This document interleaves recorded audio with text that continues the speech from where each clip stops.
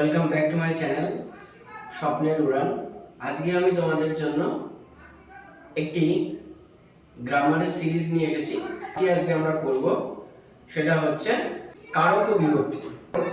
কারক ও বিভক্তি সম্পর্কে সকলেরই খুবই চিন্তার একটা জায়গা আছে যে কারক কি ভয়ঙ্কর জিনিস হতে পারে বা কারক শিখতে খুব কষ্ট হতে পারে, কিন্তু কোনোটাই কঠিন জিনিস নয়। কারক অত্যন্ত সহজ সরল বিষয়। তো দেখো, আজকে আমাদের পাঠ্য যে বিষয় সেটা হচ্ছে কারক। দেখো, কারক কথার অর্থ কি? কথার অর্থ হচ্ছে যে করে, যে করে তাকে বলা হয় কারক। এবার প্রশ্ন হলো যে কারকের ব্যুৎপত্তি কি হবে, কারকের প্রত্যয় কি? ব্যুৎপত্তি বা প্রত্যয় বিশেষভাবে উৎপত্তি হয়েছে। তাহলে কারকের ব্যুৎপত্তি হচ্ছে ক্রি যোগ অক, এই ধাতু, ক্রি ধাতু যোগে অক প্রত্যয়, তাকে বলা হচ্ছে কারক। অর্থাৎ কারক কথার অর্থ হচ্ছে যে করে। তো কারক এই বিষয়টা বুঝতে গেলে না, সবার প্রথমে আমাদের সমাপিকা ক্রিয়া কিন্তু জানতে হবে। সবার প্রথমে আমাদের জানতে হবে সমাপিকা ক্রিয়া। তো সমাপিকা ক্রিয়া কি? সমাপিকা ক্রিয়া হচ্ছে যে ক্রিয়া বাক্যের অর্থকে সম্পূর্ণ করে, যে ক্রিয়া বাক্যের অর্থকে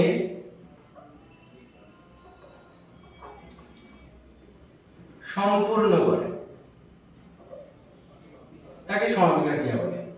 যেমন আমি একটি বাক্য লিখছি, দেখো, সে ভাত খায়। এখানে খাইটা হচ্ছে সমাপিকা ক্রিয়া। তোমরা দেখতে পাচ্ছ যে খাই এই ক্রিয়াপদের মাধ্যমে বাক্যের অর্থ পূর্ণতা পাচ্ছে, তাহলে এটা হচ্ছে সমাপিকা ক্রিয়া, সমাপিকা ক্রিয়া। এবার দেখো, সমাপিকা ক্রিয়া যখন এসে গেল, তখন সমাপিকা ক্রিয়ার সঙ্গে বাক্যস্থিত অন্যান্য পদের যে সম্পর্ক তাকে বলা হয় কারক। তাহলে কারক কাকে বলে? সমাপিকা ক্রিয়ার বাক্যের অন্যান্য পদের যে সম্পর্ক তাকে বলা হয় কারক। যেমন সের একটা সম্পর্ক রয়েছে সমাপিকা ক্রিয়ার সঙ্গে, ভাতের একটা সম্পর্ক রয়েছে সমাপিকা ক্রিয়ার সঙ্গে। তাহলে সমাপিকা ক্রিয়ার সঙ্গে এই যে অন্যান্য পদের যে সম্পর্ক তৈরি হয় তাকে বলা হয় কারক। তাহলে আশা করি তোমরা কারক সংজ্ঞাটা বুঝতে পেরেছো। তাহলে কারকের সংজ্ঞা আমরা ক্লিয়ার করলাম, কারকের অর্থ আমরা ক্লিয়ার করলাম, কারকের ব্যুৎপত্তি আমরা ক্লিয়ার করলাম, এবং কারক হতে গেলে যার সঙ্গে সম্পর্ক তৈরি হয় সেটা আমরা জানলাম। তো সমাপিকা ক্রিয়া তোমরা বুঝতে পেরেছো। এখন আমি একটু তোমাদেরকে বোঝানোর জন্য একটু বলি। দেখো, খেয়ে, আমি যদি বলি খেয়ে, সে ভাত খেয়ে, মনে করো আমি এখানে লিখলাম সে ভাত খেয়ে, কিন্তু এখানে খেয়েটা কি সমাপিকা ক্রিয়া? একদমই না। কারণ এই খেয়ে এই শব্দটা মানে এই ক্রিয়াপদটি বাক্যের অর্থকে পূর্ণতা দিচ্ছে না। তাহলে এই খেয়ে এর সঙ্গে কি অন্যান্য পদের যদি সম্পর্ক তৈরি হয় তাহলে সেটাকে কি কারক বলবো? না, বলবো না। কারণ এটা তো সমাপিকা ক্রিয়া নয়, এটা হচ্ছে অসমাপিকা ক্রিয়া। অসমাপিকা ক্রিয়া। তো অসমাপিকা ক্রিয়া বুঝতে পারছো যে অসমাপিকা ক্রিয়া কিন্তু বাক্যের অর্থকে পূর্ণতা দেয় না।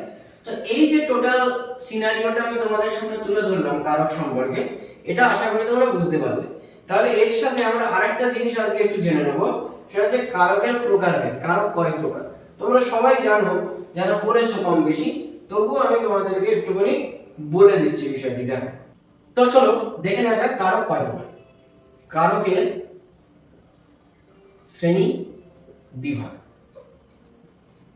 কারক কয় প্রকার? না, আমরা জানি কারক 6 প্রকার। তো দেখা যাক কারক কি কি। 1 2 3 4 5 6, 6 প্রকার হচ্ছে কারক, আমরা সবাই জানি। তো কি কি কারক আছে? 1 নম্বর হচ্ছে কর্তৃকারক, 2 নম্বর হচ্ছে কর্মকারক, 3 নম্বর হচ্ছে করণকারক, 4 নম্বর হচ্ছে নিমিত্তকারক, 5 নম্বর হচ্ছে অপাদানকারক, এবং 6 নম্বর হচ্ছে অধিকরণকারক। এই হচ্ছে 6টি কারক। তো দেখো, আমি একটা বাক্য বলছি। রাজা মশাই নিজের হস্তে দরিদ্রদের জন্য নিজের কোষাগার থেকে রাজসভায় অর্থ বিতরণ করছে।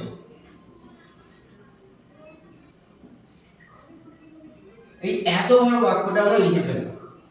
দেখে খুব কঠিন বলে মনে হচ্ছে না, কিন্তু একদমই কঠিন নয়। দেখো ব্যাখ্যা করি।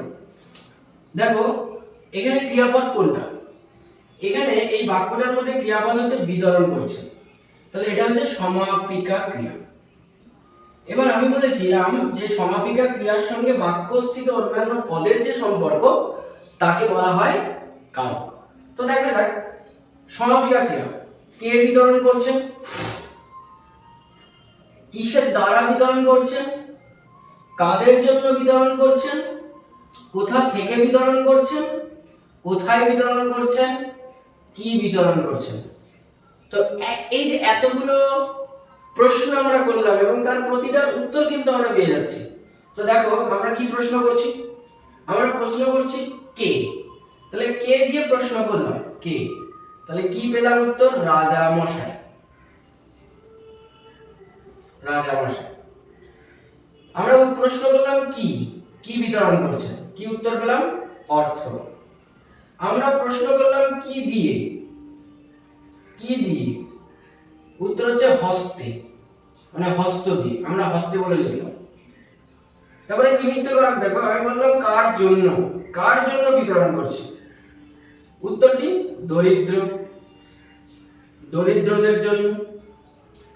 কোথা থেকে বিতরণ করছেন, কোথা থেকে, কোথা থেকে, উত্তর হচ্ছে কোষাগার থেকে, কোষাগার থেকে। আর লাস্ট হচ্ছে কোথায় বিতরণ করছেন, কোথায়, এটা হচ্ছে উত্তর কি পেলাম? রাজসভায়। তো দেখো আমরা কি কি প্রশ্ন করলাম আর কি কি তার উত্তর পেলাম এবং সেই অনুযায়ী আমরা কিন্তু কারক তৈরি করে ফেললাম। তাহলে কর্তৃকারকে আমরা সবসময় প্রশ্ন করব কে দিয়ে বা কারা দিয়ে। তাহলে আমরা কি কি দিয়ে প্রশ্ন করতে পারি? কে বা কারা, তাকে বলা হচ্ছে কর্তৃকারক। উত্তর এখানে রাজামশাই। কি দিয়ে প্রশ্ন করলাম? সমাপিকা ক্রিয়াপদকে বিতরণ করছেন, কি বিতরণ করছেন? উত্তর পেলাম অর্থ, কর্মকারক। কি দিয়ে বিতরণ করছেন? নিজের হস্তে, কর্মকারক। কোথায়, কাদের জন্য বিতরণ করছেন? না দরিদ্রদের জন্য, নিমিত্তকারক। কোথা থেকে বিতরণ করছেন? কোষাগার থেকে, অপাদানকারক। কোথায় বিতরণ করছেন? রাজসভায়, অধিকরণকারক। তাহলে এই হচ্ছে আমাদের কারকের প্রকারভেদ এবং কি দিয়ে প্রশ্ন করলে কোন কারক পাওয়া যায় এটাও কিন্তু আমি তোমাদেরকে ক্লিয়ার করে দিলাম। তাহলে আজকে ভিডিওটি আমরা এখানেই শেষ করছি। আজকে আমরা কারকের বেসিক সম্পর্কে জানলাম। এর পরবর্তী ক্লাসগুলোতে আমরা কারকের প্রকারভেদগুলো এবং তার ডিটেইলস আলোচনা করব। তো সকলে ভিডিওটি যদি ভালো লেগে থাকে তাহলে চ্যানেলটিকে সাবস্ক্রাইব করতে ভুলো না, চ্যানেলটিকে লাইক করো, মানে ভিডিওটিকে লাইক করো এবং অবশ্যই ভিডিওটিকে তোমার বন্ধু বান্ধবীদের মাঝে শেয়ার করে দিও। এই ভিডিওটি অত্যন্ত হেল্পফুল হবে কারকটি বোঝার জন্য। তো আজকের মতন এটুকুই। সকলে ভালো থেকো। পরবর্তী ভিডিও নিয়ে আমরা খুব শীঘ্রই আসবো।